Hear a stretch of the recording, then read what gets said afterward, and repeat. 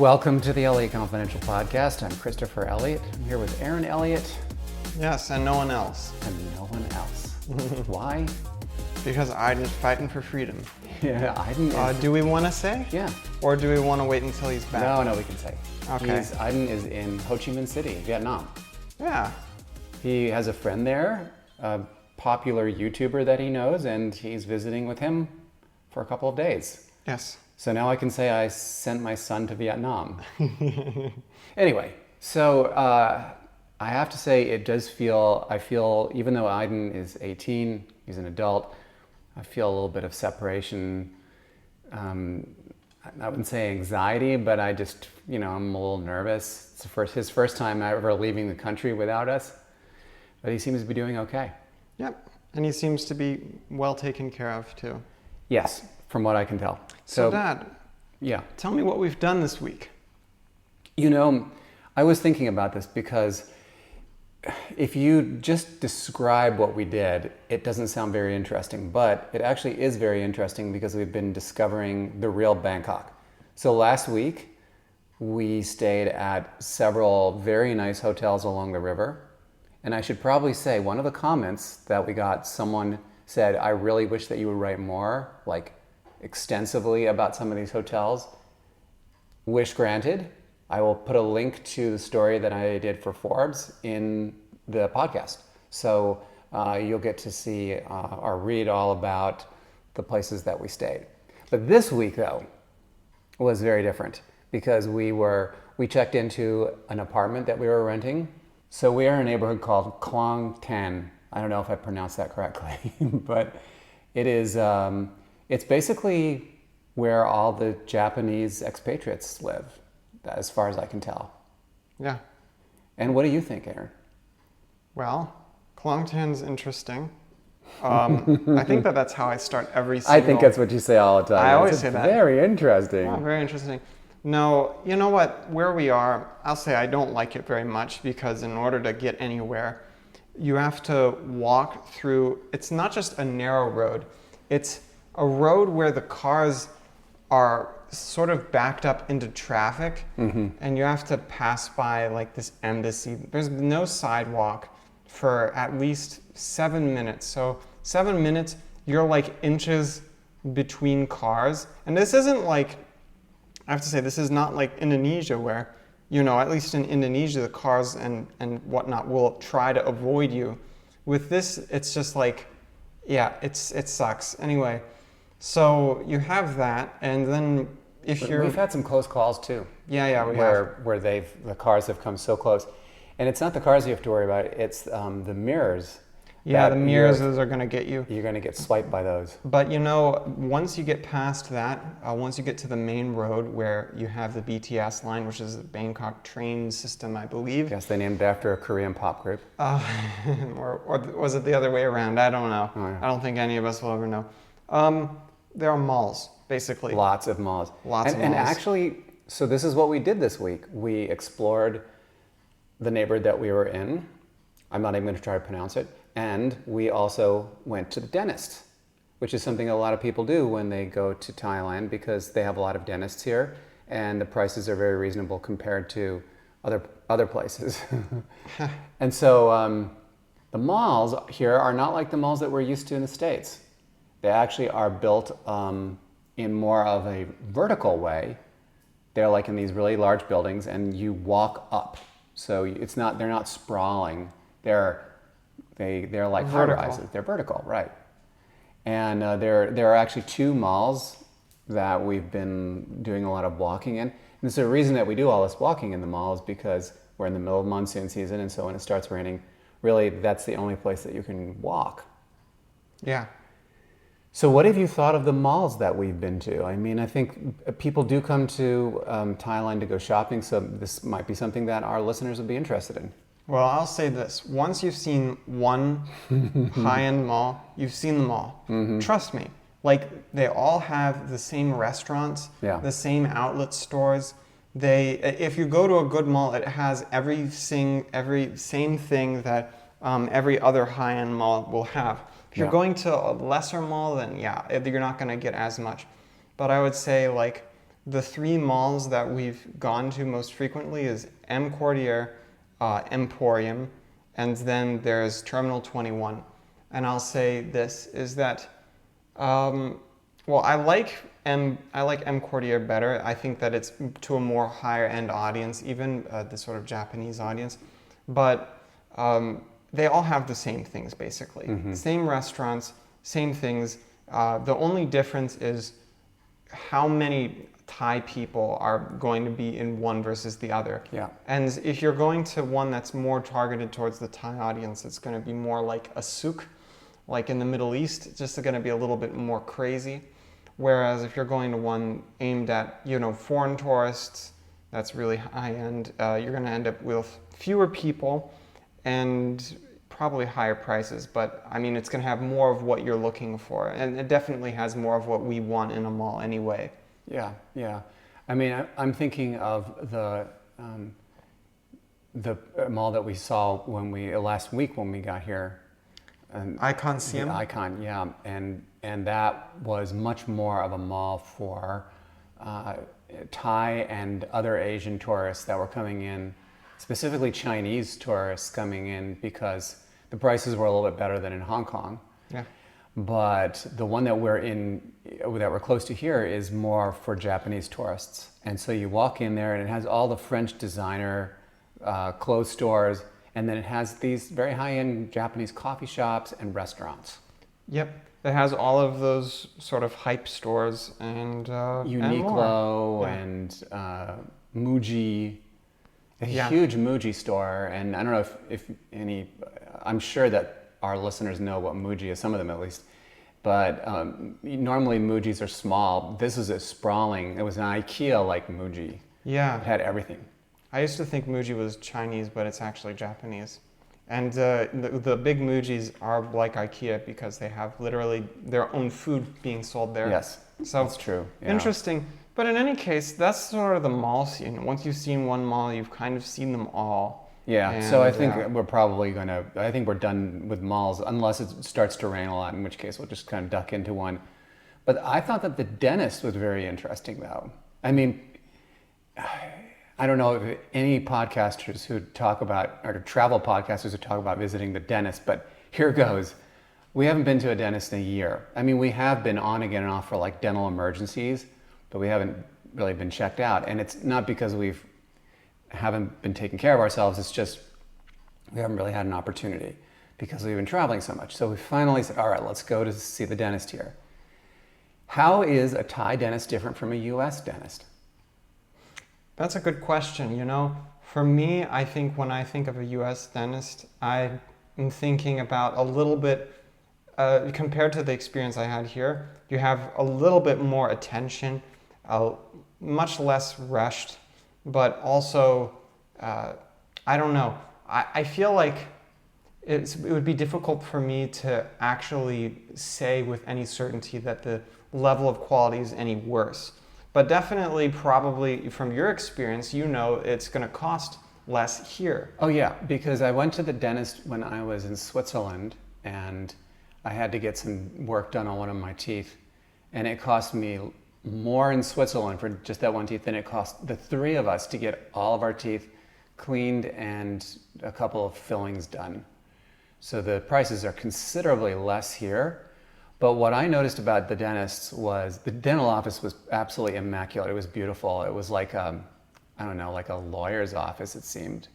Yeah. And this was Bangkok International Dental Hospital that we were at. And they don't really mess around when they're doing your teeth. They ask you to open your mouth up, and then they look in, and then they say, all right, and they get started. And they do not ask for permission. They don't say, oh, we're going to need to drill or anything like that. They just grab the drill and they start going for it. And so I thought that was very interesting. The other thing is that with Iden had to have a filling done. They did not use any anesthesia. They just started. They didn't even come out and say, hey, Dad, what do you think? You want to do a filling? They just did it. So that's for me, like, that's a very significant difference from the way that dentists are in the US, where they're constantly getting your consent for everything. And here they just go for it. Yeah, it's interesting like that. You know, I feel like though, people say, go overseas to get your dental work in some cases, or go overseas to get particular procedures done because it costs less, or the care is better. I mean, I was overhearing this Australian woman who was like, "Oh yeah, this is so much better than Australia. You guys are so great." And they were having communications issues, so they weren't really able to communicate very well. That's another thing is, communication is difficult still, even if you're talking with a doctor. If someone who has an MD, someone who's I forget, I know dentists, Doctor it's of a different dentistry, degree. right? Yeah, even with that, you're not getting guaranteed good English skills particularly. And so... No, yeah, you don't, and you really, when it comes to medical decisions, you really want to have someone who understands what you're saying. So either you understand Thai or they understand English. Yeah, and so when I look at that situation, I think, it might be a little bit overhyped, right?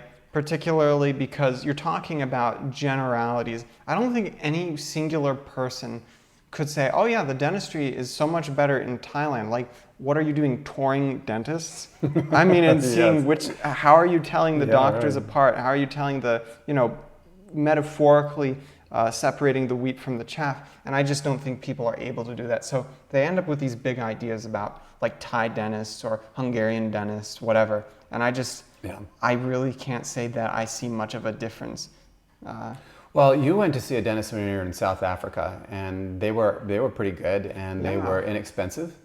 Yeah, but it depends from practice to practice, because this particular guy, he had all sorts of new technology, and he was like, "Oh, South Africa's great, we have all this money to put into our dental equipment," and they did a pretty good job. Yeah, no, they did, absolutely. But that's just one practice. If I went to the witch doctor, I would get different service. And we have actually been to the witch doctor. I would never get treated by one, but we have seen the witch doctor when we were in Khayelitsha, and boy, that was an interesting experience. Yeah, so I would just say, if you're looking for good dental service, no, I was going to say mental service. If you're looking for good dental service, dental care, I would say you're probably closer to it than you think. Yeah, that's a very diplomatic way of putting it. One of the things that I've noticed about Bangkok is that they have a high number of medical aesthetic practices, if that's the word that I'm looking for. We live right next to a plastic surgery practice. So if you want to get work done, this is a good place to get it. And now we don't need to get any work done here. We're okay. I mean, at least I am for now. Ask me again in another 10 years, maybe I'll want to get some work done. But so from one hot button topic to the next, is it too early for us to say what we think of Thailand, or do we want to give it a little bit longer? You know what? Frankly, I've been doing research, and I think that this is my diplomatic way of saying we don't know yet. I would say, people, if you have been to Thailand, please let us know what's worth doing, because we have a list of things that we're going to do next week. Yeah. Starting tomorrow. We weren't able to do anything today because it's the King's birthday today.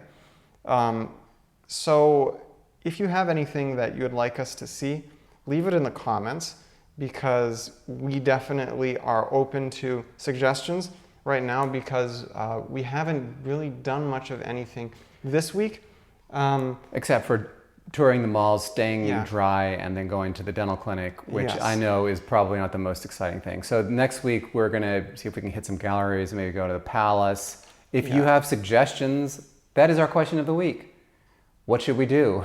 That's a good question of the week. One more week of fun in Bangkok. Yeah, I was looking at Flickr on the geolocating part of the website for the best photos in Bangkok, and I'm not seeing very much that's very photogenic or would be interesting to us, and maybe that's because I'm looking in the wrong place. But I think that I already have a list of galleries and museums, and I know that we want to see the Royal Palace, but the experience we had this last week is not so hot. Let me put it to you that way.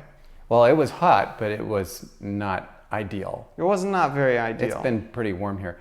Yeah, I mean, this apartment that we're in is not the best apartment we've ever had. They are charging us by electrical unit, so it's in our best interest to keep the AC off. So we're sitting in here and we don't have the AC on. Also because we wouldn't get any good audio, but we have. It's been a very hot week here. Yeah, exactly. Is it too early, Aaron, to say whether there are things in Bangkok that you shouldn't do? Like, are there things that you think are maybe overrated or where, people should just avoid them? Yeah, I can say this is the Thai food in Bangkok is different from Thai food that you're going to find in the United States. It is, absolutely. So be careful when you're ordering Thai food. Really, be careful because it is not the same stuff. And it's really hard to wrap my mind around it, particularly when I go to the grocery store and they have Thai seasonings, Thai curries in the foreign section as opposed to Yes. because this is not what Thai people actually use. And so I'm just massively confused. And the Thai food that we have been having here has been very much cleansed for the Western palate. And whenever we've gone have real Thai food, some of it's been very difficult to appreciate. Yes. So a short guide to Thai food is if you ask for it spicy, they will give it to you very spicy. Yeah. Thai hot is absolutely nuclear. Although we've had some Thai hot food at hotels that really wasn't that hot. No. The hotels, they don't give you anything spicy. Yeah, It's they're afraid all- that their guests are gonna, Yeah. I don't know, check out in a huff. Literally, as someone who is on a plant-based diet, when I try to find food here, I find it's very, very difficult because they love pouring fish sauce into everything. Yeah, that's one thing too. It's not, and I thought, because we've been to a lot of Thai restaurants, there was a really great Thai restaurant when we were living in Sedona, but they would put like peanut sauce and things like that, and they had plenty of plant-based options. But here I haven't been able to find the peanut sauce in any of the grocery stores. Yeah, they don't do peanut sauce. They don't it's do the it. Weirdest thing. It's like there's a different kind of Thai food served overseas. It's like a facade because it's almost like it's all things to all people. Yes. Like when I think of Thai food in the United States, when I go to a Thai restaurant, it's like, vegan options. And then you have a wide variety of food and you have coconut and it tastes great wherever you go. I remember when we lived in Prescott and there was even a Thai restaurant there. There are no Thai people in Prescott. I mean, I suppose now there are. Well, yeah, there are. But you could go in there and you could ask and people would give you basically anything you wanted. And it was a very different Thai food. You'd think, oh, this is very traditional Thai food in the United States. No, it isn't. You go to Thailand, they're not serving anything. It's not even close. You think pad Thai has peanuts on it normally? It doesn't. No, it's got fish sauce. Has lots of fish sauce. Pad Thai doesn't even have anything to do with peanuts. And lots of fish sauce. It's so I would say this: if you're going to Thailand for a culinary adventure, you're going to get more than what you bargained for. It's going to be a culinary misadventure. And other than that, yeah, I think that if you're going to Thailand for natural beauty, don't come here. Just don't come here. Well, Bangkok does Bangkok, not, yes. yeah. Don't go to I think Thailand, Bangkok. we haven't really been to, and we go to are the going to north. be seeing the rest of Thailand, but Bangkok itself it really, and we haven't been to see the palace yet. We're going to be seeing the palace, but it's not a looker the same way that, some of the big world cities are. Yeah, no, Bangkok is not a pretty place. I'll just put it that way. But I think that other parts of Thailand probably nicer. Yeah. We had a lot of comments on last week's podcast, and our question actually was, what's the best hotel experience you've ever had? Everyone wanted to talk about that. As Sam said, we were driving through Slovenia with no hotel reservations, and we saw a palace-like hotel called the Hotel Villa Bled on the shores of Lake Bled in the Julian Alps. It sounds so nice. And she goes on to talk about how it was a really special experience. Tom says, we've been to a number of nice resorts. on our many trips, and I like the El Cid resorts in Mexico a lot. He says the best one ever was the Kahala Hilton in Hawaii. He says in 1967, I was in Vietnam, which I'm assuming is Vietnam, and I got R&R to Hawaii, and I brought my wife Valerie there, and after spending a couple of days in the military guest housing, we were able to get into the Hilton. Wow, I don't even know if does that Hilton still exist? But I don't recall it still being there. Mickey says, my coolest hotel experience was Gora Kaden in Hakone, Japan, which I'm sure I've mispronounced. Hakone is north of Kyoto and at the foot of Mount Fuji. It's known for onsen, the hot springs. We are going to be in Japan soon, and we will have to check that out. She says, my meals were served in my room by my own maid, and I had a fantastic massage. Wow. I want to go there. Bill, as I noted before, said it would be great if you could devote maybe a full page to each hotel that you stayed in, and I'm going to actually have a link to that story in Forbes.